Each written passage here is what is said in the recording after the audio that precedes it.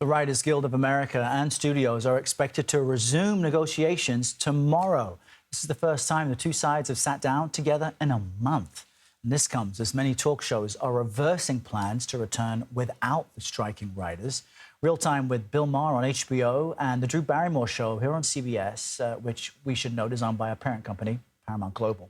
Joining us now from Los Angeles is Elaine Low. She's a staff writer at The Anchor. Thanks for being with us. Comedian, as we just said there, Bill Maher said he's reversing for his show, plans for his show to return because the two sides are heading back to the negotiating table. We all saw Drew Barrymore's emotional kind of thought process of why she went back and then apologized for it.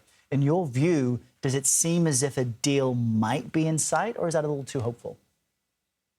Certainly, that's everybody's hope. Both sides, the Writers Guild and the AMPTP, which is the negotiating unit that represents all the major Hollywood studios from Disney to Netflix to Warner Brothers, had talked a handful of times last month, but then things were apparently quiet for the last couple of weeks. And as we turned the corner on Labor Day weekend, I think anxiety levels have really been rising as people look toward the back end of the year and looking at the rest of the broadcast season of the 23-24 broadcast season. So folks are certainly optimistic and hopeful that the negotiations that restart tomorrow will lead to a resolution.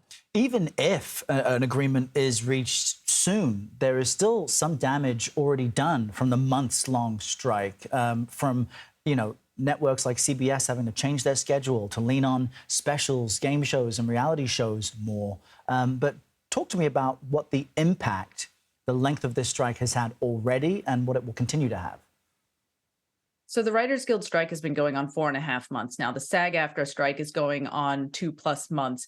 And, we hear from readers every day over here at the Ankler, folks who are thinking about leaving LA, people who are trying to figure out how to make their side hustles, their main hustles during this time, folks who have delayed weddings because of the strike. And, there's a lot of support for the strike, but also there's been an undeniable financial impact both to Hollywood and the local California economy.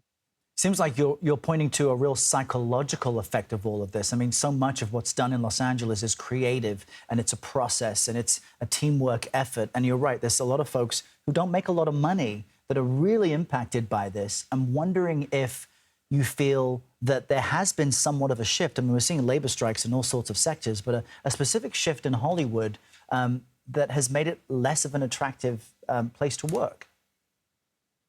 Well, I think for a lot of folks, it's really laid bare the realities of the financial difficulties of working in Hollywood. I hear from writers and actors who have talked about how the streaming environment over the last few years have been so difficult for them and led to all of the factors that sort of brought them to go on strike in the first place.